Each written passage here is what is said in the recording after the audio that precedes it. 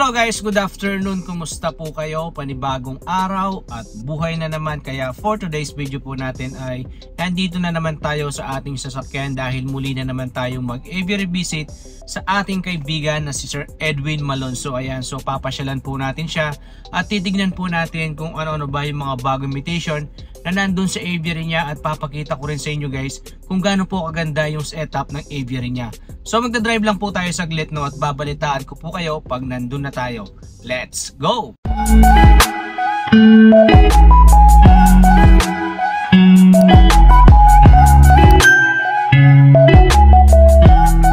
So ayun guys, no, nandito na tayo kay Sir Edwin Malonzo, pero mas kilala siya sa pag-iibon bilang Malone Aviary. Tama ba sir? Ayan. So ayun guys, no, kung hindi niyo itatanong, first time namin magkita ni Sir Edwin pero matagal na po kami magkakilala through Facebook. Ayan. So nandito nga po tayo para ipasyal kayo sa kanyang aviary at ipakita sa atin yung mga finished product niya na first in the Philippines daw. So wag na natin patagalin to guys.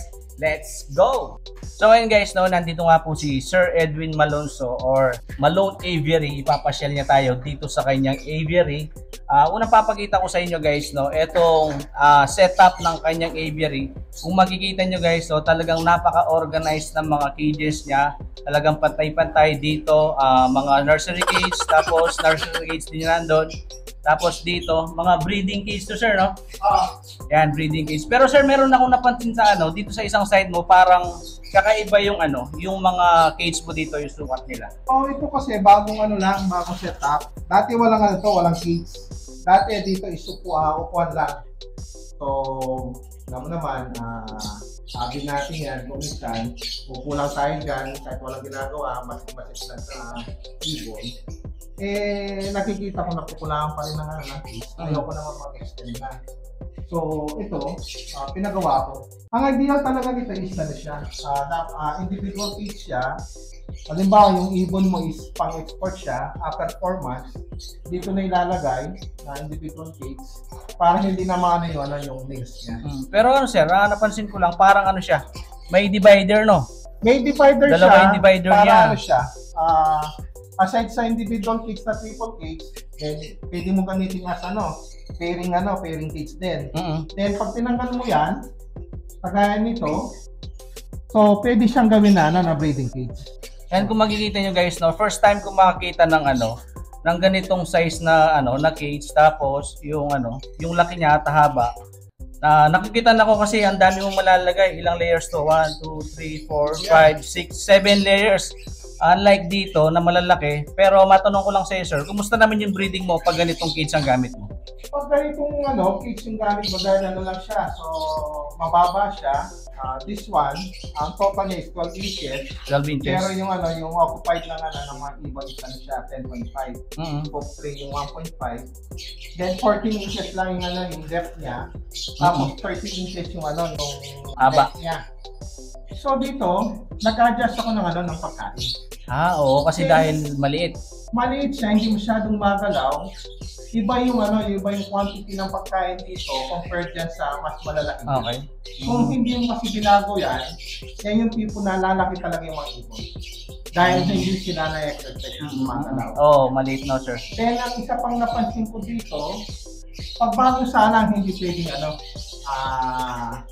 dito sila ilalagay, dapat sa traditional na sizes natin na 17-18 by 30. Meron kasi ako sinalang dito, yan, parehas na yan, na Aqua Blue 105 Nino. So yung isa, konting galaw lang, parang nabulabog na. Then dito, ganun din, kumain ng itlog. Ganun ba? So, nanibago sila. Nanibago. Ang isa na napansin ko, yung dito kasi mga breeder poster po talaga to. From previous na year. Kaya nung nilagay ko sila dito, matinong dahil siguro sanay na. Matinong breeder mga yan sir. Nagano pa rin sila dito, nag-hatch pa rin. Ayun yung mga nila. Ano yung mga progenies mo yan sir? Lang to, dahil pinag-aaralan ko pa lang sila, mga Creamino at saka Opalino lang. Pero napansin ko sa mga progenies mo sir, ang lalaki ng size nila, no? Oo. Lahat naman dyan, makikita mo, nasa pa rin? Nasa patuka. Yan, nasa program talaga sir, no? Ayan, sir. May iba ako, sir. Sa dami ng cage mo dito, sir, na nakaset dito, ilan po yung mga cage nyo dito na nakaset?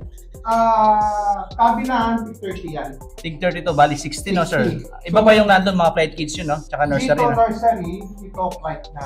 Yan, flight cage. So, isa pang napansin ko, sir, yung mga, guys, no, kung mapapansin nyo, yung mga cages ni, ni Sir Edwin Malonzo ay customized talaga. Nandito yung, yung Zay na pangalan niya. Ayan, Sack ba, sir? Sack. Ayan, Sack Malone. So, aside sa Sack Malone, kung titignan yung thickness nito, hindi sila makapal talaga. Yan. Makapal. Napakaganda ng ng mga cage niya. Yung Yan, kapal. gawa ni Jeff Bupad. Yan guys, no, papakita ko ulit sa inyo kung gaano nga ka-organize yung setup ni Sir Edwin Malonzo dito pagdating sa mga alaga niyang ibon. Pero hindi naman tayo nagtatapos dito guys kasi meron siyang surprise sa atin na first in the Philippines daw na palabas niya dito sa aviary niya. So hindi na nga natin palalabasin to at tatanungin na natin si Sir Edwin kung ano nga ba yung mga surprise niya sa atin na gusto niyang ipakita sa mga viewers natin. Ang unang papakita natin yung mga Aqua Blue One, Opa, Dan Follow. Aqua Blue One, Opa, Dan Follow. Dan Follow, yeah. First in the Philippines yun, sir. Kasi yun yung pagkakalam ko Wow. Kung isa kasi may nagtatago na tahimik lang mga breeder na hindi natin alam na mas nauna sa atin. Pero yung unang na-post sa Pilipinas, social media, sila yun. yan, grabe. No? Hindi lang sa Aqua Blue One, Opa, Dan Follow, pati sa Aqua din yun. Meron din po tayo, sir. Nakaset ako dito, 8 cages. Wow, Breeding grabe. Yun guys, no? Doon pa lang napakaganda ng achievement ni Sir pagdating sa mga ibon natin. Hindi man siya first in the Philippines, pero yung project niya na pinapangarap na ibon is nandito na sa aviary niya, napalabas na niya. O sisilipin natin guys, itong, anong ID po pala sir? Yung una dyan, itong isa, nasa ibaba dyan, Aqua Blue One, Ewing, Opa, Dan Follow. Aqua Blue One, Ewing, Opa, Dan Follow. Grabe, napakabigat ng karga. Aqua Blue One, Opa, Dan Follow. Ayan sila guys, oh. Napakaganda talaga ng aqua pagdating sa kulay nila, tapos yung tindig nila. At the same time, yung karga nila na Dan Follow, talagang lumabas yung ganda nila. Dito sa kabilang cage naman, ang ID nito sir, ano pong ID nito? Aqua Blue 2, Dan Follow, Split Opa. Aqua Bluetooth Dan Follow Split Opa. Sex link sir or DNA na siya? Sex link, ayan. Grabe guys, napakaganda ng ibon na to. Ito yung Bluetooth. Anong exact ID nito sir? Aqua Bluetooth Opa Dan Follow. Aqua Bluetooth Opa Dan Follow. Ayan guys, so kung makikita nyo, napakaganda rin ang kulay niya. Nag-iiba talaga yung Blue One tsaka Bluetooth sir, no? Pagdating sa kulay nila. Ayan siya guys, oh. Anong gender nito sir? Hen yan. Tapos sir, yung kasama niya, yung dalawang kasama niya. Yung kasama niya, yung isa is Aqua Bluetooth Opa, Split Dan Follow. Ang dami mo na palang progenies na Dan Follow sir. Ano to, Aqua Blue One, Ino. Ino. Ino naman to sir. Split Opa ipa, no? If cup. Napakaganda ng mga position ni Ilang buwan na to sir? Nasa na yan, 3 months. Kasi ito yung na-flock kaya iniintay ko palang makabuo yung hintil bago ilipat dito sa Tapos dito, yan, Aqua Blue One, Dan Follow, Split Opa. Ito sir, yan yun. yung kasama niya sir. Yan yung B1, B2, Dan Follow, Split Opa. Tog na rin yan. Pagdating sa B1, B2 sir, ang daming nalilito. Ano ba yung parisan mo para mapalabas mo yung B1, B2 na yan? Yung B1, B2 talaga, para ikaiba nito, kwento natin yung history niya. So, ang nagsimula talaga yan is, meron muna tayo ng mga blue. So, blue series. Yun, blue lang tawag natin dati. Ngayon, dumating yung partial blue na tawag natin. Fire blue. Fire blue, partial blue, fire blue. So, akala natin dati is codominant yung fire blue. Basta magkaroon ka ng pairing ng fire blue sa blue, naglalabas ng blue saka fire blue. Katagalan nagkaroon ng pairing ng back to back na fire blue. So lumabas, blue series. blue pa rin. Ibig sabihin, sir, hindi talaga, pagparisan mo is back-to-back par blue, hindi 100% maglalabas ng par blue. Hindi. Kung titignan mo dati yan, way back na makikita mo lang is blue, saka par blue again. So, nagkaroon ng pagtataka yung ibang international na breeder. Bakit na parehas na blue, lalabas ng par blue? Nagtaka sila. So, doon nagsimula yung investigation nila. Ngayon, lumalabas pala na meron tayong blue type 1 saka blue type 2. Pag pinagsama mo sila, 100% par blue yung nilalabas. Kaya ngayon, internationally, since nagawa na nilang blue type 1 at blue type 2, yung par blue ngayon hindi na nila ginagamit. Dahil yung word itself na tinoy nila na partial blue, pwede yan na sabihin mo yung aqua is partial blue din yan. Kaya yung sa par blue ngayon, na dati tawag natin par blue, ang tawag na nila ngayon B1, B2. But B1, B2, sir, ang ibig sabihin, tulad po na sabi nyo kanina. Yun yung genotype nila. Okay. So, blue type 1, blue type 2. So, yun yung inallocate mo ng mutabi ng ornithogenetics na gawin silang blue type 1, blue type 2. Meron siyang genotype nila, parehas lang, pero yung genotype magkaiba. Ibig sabihin mo, sir, meron siyang dalawang disposition sa kanyang katawan. Isang B1 at isang B2. Yun. Dun sa niya, sa chromosome niya sa blue locus, ang isang gene niya is blue type 1, ang isa niya is blue type 2. Yan. So, yun guys, no? Napakaganda ng paliwanag ni Sir pagdating sa mga B1 at B2 na mga ibon natin. Maliban sa mga aqua, opaline, dan follow mo, sir, meron pa ba tayong ibang progenies dito na first time mong napalabas dito sa Pampanga o first in the Philippines lang? Hindi ko alam kung first in the Philippines again, pero ito siya. So, this one, sabi nga nila yung mga yellow face, pang green lang. Hindi ako naniniwala doon, kaya pumili ako ng materialis na magpo-produce ng puro green at puro par blue.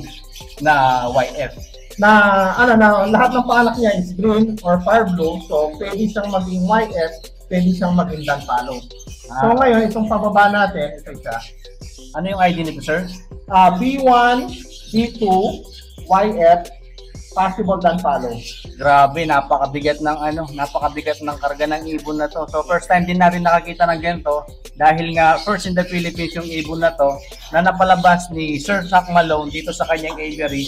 Kaya hindi po natin pinalampas itong pagkakataon na to na una din tayong makakita dito sa ibon na to. Ayan guys, so papakita ko rin sa inyo kung gaano nga kaganda itong Par Blue YF na ibon na to. Sisyo pa lang, alam mo na, pagkapisa kung par blue, kung YF siya. May reference ka na kagad, sir. Makikita mo yung beak, puti. Iba yung beak nila sa ordinaryong Par Blue. Ano yung pagkakaiba ng beak nila, sir? Puti kagad. Kahit na bagong hatch pa lang, napansin ko agad na puti yung yung beak niya. Dahil nga yung yung YF is PPR, partial cytosine reduction. So, ang nire-reduce niya is from breast pataas. Okay. Kung makikita nyo nga naman guys, yung kasama niya is Par Blue din, pero yan, kapatid niya yan. Pero kung titignan nyo yung mga beak nila, is talagang magkaiba yung beak nila. Ito naman kasama niya, sir, anong ID po nito? Yan is Pastel Bio, B1, B2, Post YF, Post Dan follow. Yan. Pero yung isa, yung B1, B2 na yan, sold na rin yan. Ayan, napakaganda ng mga progenies ni sir dito. Pero tatanungin din natin siya, maliban sa napalabas mo na YF na yan, sir, tsaka sa mga aqua o padan mo, saan ka talaga nagpo-focus sa breeding? Ang focus ng breeding ko talaga this year, sa aqua blue 1, aqua blue 2 o padan follow. Then aside from that, ito ang pairing ko doon nasa 7 to 8, ganyan. Then, meron pa akong mga aqua blue 1, aqua blue 2, opa ino. Doon sa aqua blue 1, ino, project, nasa 8 pair. 8 pair yung mga... Tatlo doon, possible maglabas ng homozygous. Nandito yung mga parisan mo na yun, sir. Sa dami ng cage mo na to, sir, parang napakarami ng pang poster mo kaysa dun sa mga breeder mo talaga. Hindi. Actually, kung titingnan mo yung pang-poster ko dito, 3 lang na. Ay, 4 na. Ito yung mga pang-poster talaga, mga perso. Yan. Pero ito kakaano pa lang. Pero kung titingnan yung perso, maitim pa rin yung ulo. Aside dyan, meron pa akong mga texture projects na Okay. Kagaya dito yan. So, yan. May 2 breeding cage ako na ano. Parang kakaiba yung ano nito, sir, yung phenotype niya. Anong ID nito? Ang ID niyan is double factor bio albino. Na-amaze lang ako dito sa kulay ng isa na to. So nag-request tayo kay Sir Edwin Malonzo na kunin niya para ilagay sa carrier at ipakita po ng personal sa inyo. I mean, lang malapitan sa beach sa inyo para makita nyo yung kakaibang ibon na to na nandito sa ibonan niya. So, hihintay lang natin Sir Edwin, kukunin niya po yung ibon na yun. Ayan siya guys, so ito yung request nating ibon kay Sir Zach Malone na nakita kong kakaiba dito sa kanya maliban sa mga aqua dan follow, YF post dan follow. Ito pa yung isang nakita natin dito na first time ko rin nakita sa buong buhay ko simula nung nag-ibon ako. Sir, anong ID po nito? DF Bio Albino. DF Bino Albino, hindi siya half-sider niya, sir? Albino. Hindi siya half-sider eh. Pag binanggit na half-sider, yung word itself is half. Okay. So, side. So, ibig sabihin na kabilaan, magkaiba yung kulay. Napakaganda ng ibon niya. Hindi rin, akala din nila motel siya. Pag binanggit mo naman kasing motel, progressive type yan. Ibig sabihin, every time na mag-mold siya, nagkakaroon ng panibagong kulay. Nare-release yung coloration. Pero yung exact ID nito ngayon, sir? Sa ngayon, ang ID ko pa lang talaga sa kanya is DF Bio Albino. Una kasi yung nakuha ko to, pinag-aralan ko siya, kung maitim ang mata maitim mata nito, walang kwenta. Parang 5 lang. Diba? So, kailangan hanapin ko muna, ano ba yung mata niya? Mata ng albino? Mata ng bronze? Mata ng gunpalo? O mata ng pig palo? Kung titignan naman yung history naman niya ng KGM, at that time, hindi pa ganun ka mga gunpalo, hindi pa lumalabas yan. Pig palo, sobrang mahal. So, inumpisa ko siya sa Creamino. So, nung pinarisa ko siya ng Creamino, 6 flats, lahat ng anak. Kung hindi Creamino, albino. Ayan. Walang lumabas na ganyan. So, ibig sabihin, hindi siya dominant. Opo. Ngayon, this year, ang ginawa ko is, doon sa pinakapanganay na babae, siner ko siya. So, meron siya ngayong first class dito. So, hindi ko alam kung... Anak niya po niya? Anak niya sa anak niya. So, ibig sabihin, ang anak niya, is 50% na dugo dito, di ba? Oo. Ngayon, kinahalas ko yung 50% na dugo ng yung anak niya na may 50% dugo niya, 100% at 50%, ibig sabihin, yung dugo nito, 75% na ngayon, doon sa magiging anak. So may sisi ngayon dito, ito yung unang sisi niya sa anak niya. Ayan sila. So, Red eye din, sir, no? Kasi Creamino yung anak niya eh. So, red eye siya. So, naghihintay kung magkakaroon ng patche. So, cross finger. Yan pa lang yung sir? First class. First class nila.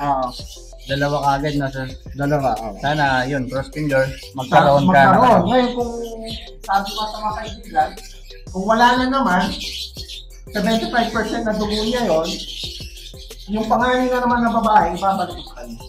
Okay. So, parang ang target, ang tirada ko is, pa-purity papunta sa tatay. Puro inbreed yun, no, sir? Puro inbreed papunta sa tatay.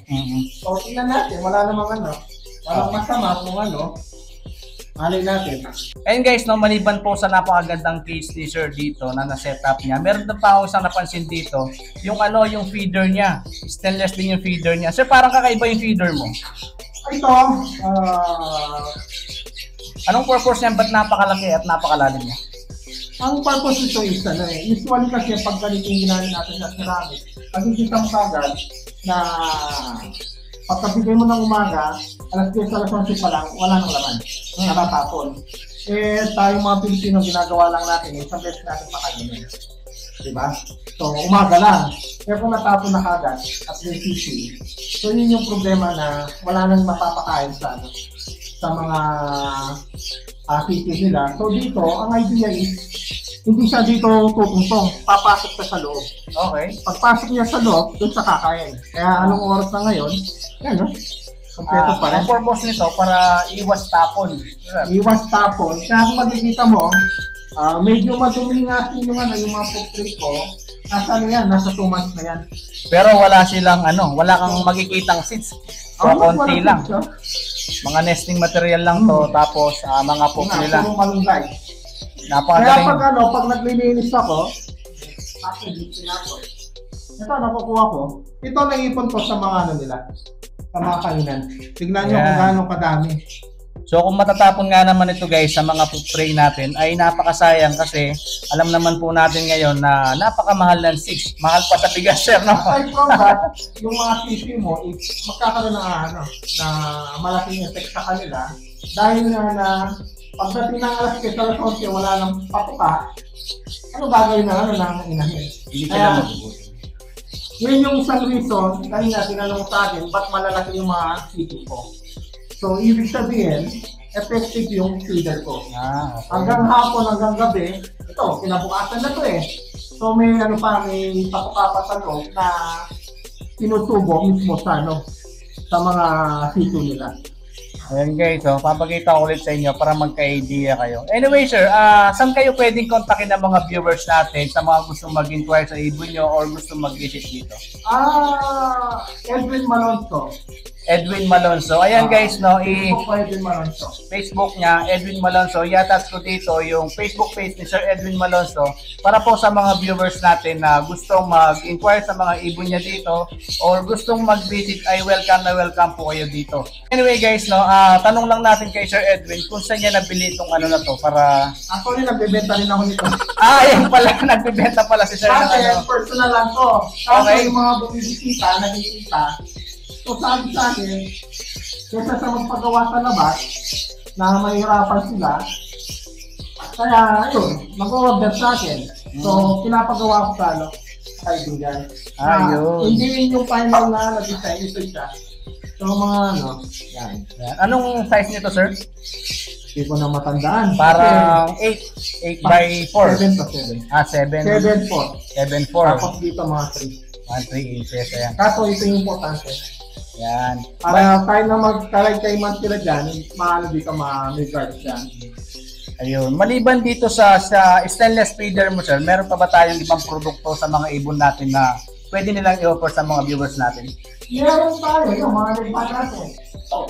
Ayan, gumagawa rin pala ng mga leg band si Sir Zach Malone. So anyway guys, no, alam ko naman po na gumagawa ng leg band si Sir Zach Malone, tapos meron din siyang mga egg food, tapos meron tayong egg food, probiotics, saka spirulina, saka drink. ayan. So yun nga guys, no, i-attach ko po yung Facebook page ni Sir Zach Malone dito para po sa mga gustong magpagawa ng leg band, tapos magpagawa ng stainless feeder, at the same time yung mga egg food, tapos yung probiotics at spirulina, pwede po kayong mag-inquire sa kanya. Ayun guys, no, since nandito na rin tayo, syempre hindi naman natin may kakailan na veterano na sa pag-iibon si Sir Zach Malone. So hindi na rin natin palalampasin itong pagkakataon na to para humingi tayo ng advice pagdating sa feeding program para mapalaki natin na maayos yung yung mga inakay natin, tapos mag-breed sila na maayos. Sir, ano ba yung sikreto nyo o feeding program nyo sa ba't napakabilis ng production nyo? Actually, lahat naman sinishare ko from the start. Kaya nagkaroon ako ng product line. Kung may kupento ko lang, sakto na dyan si parang yung demo. Dati hindi ako nagbebenta ng items.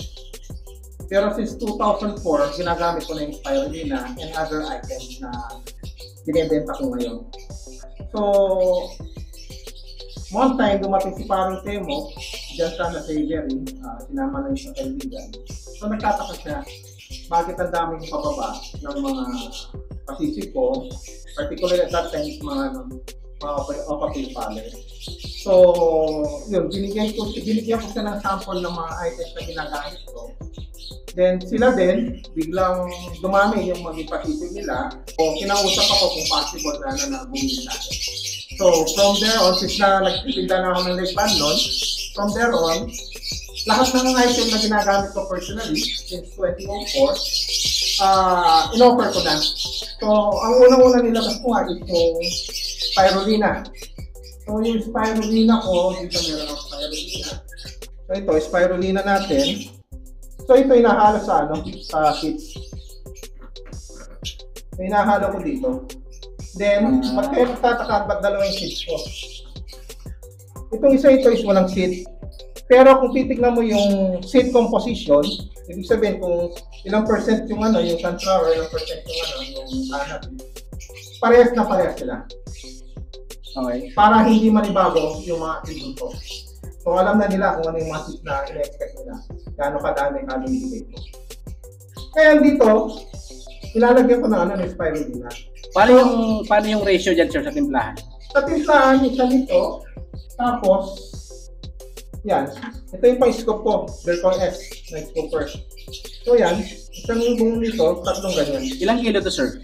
Hindi ko na matansya kung ilang kilo. Basta pinupulo ko na lang. Okay. Pero yung sa pagdating sa spirulina, tatlong scoop nito. mga nasa 4 gram, no? Tatlo. Bali, 10. Mga 10 grams siguro yun. Hindi natin na. Makaan lang kasi spirulina. Ayan. So, ayan guys, so, no? Ito, magkaiba. So, itong isang ito, binibigay sa mga breeder para tumaas yung protein content. Okay. Ng pinapakain. So, sa wild, lagi binabanggit na kaya nang yung itlog, nagsisimula mag-breed yung mga ibon dahil during pag harvest season ng mga iba't ibang klaseng na chicks. So, sa akin, mas naniniwala ako, kaya nag-breed sila doon, nagbabago yung kinakain nilang nutrients. Mas tumataas yung yung protein. Kaya sa akin, tinaas ko yung protein. So, ito may halong spirulina. Ito walang halo. Ito naman para saan tumakas? Ito, hindi rin pwedeng bigyan ng mataas na protein yung mga nasa luxury feed at sa fried feed. Kailangan, mababa muna yung protein nila para yung katawan nila is hindi masyadong lumaki ng ito. So, tamang-tamang size lang. At the same time, pag sinet mo sila from flight at pinag-care mo na, ilalagay mo sa breeding cage. From dito, magiging ganito na yung pagkain mo, tataas yung protein content, magkakaroon ng ng pagkakaiba, paninibago sa pagkain nila, sa sustansya ng So, doon sila magsisimula na mas mabilis na mag-breed. Ito pa, so this one is ito yung probiotics natin.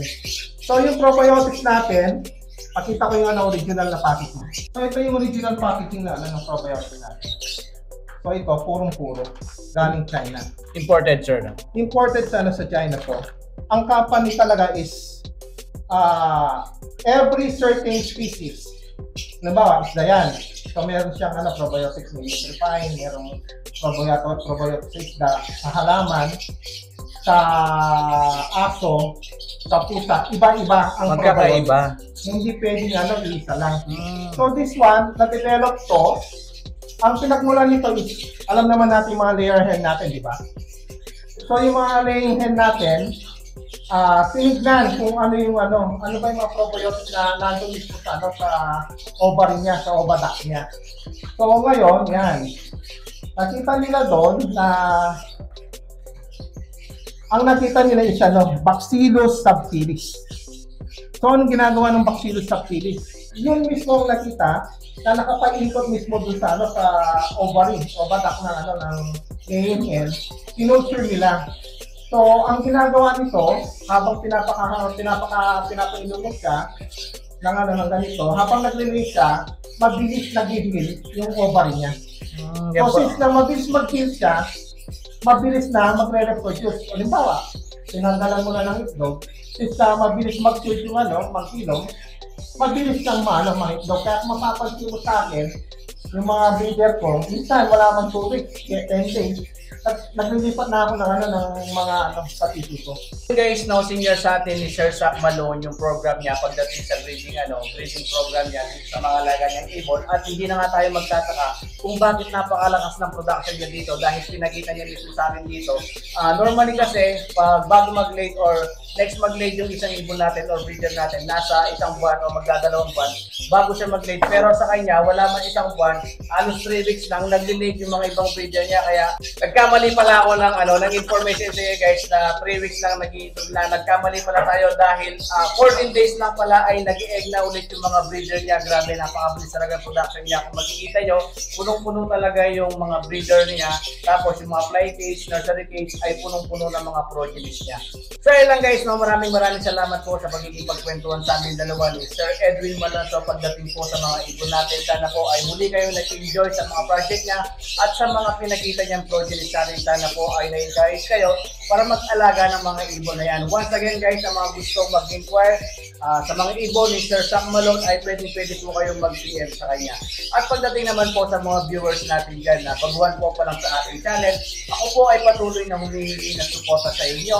Please subscribe guys and click the bell button para updated po sila lagi sa mga susunod natin video. Goodbye!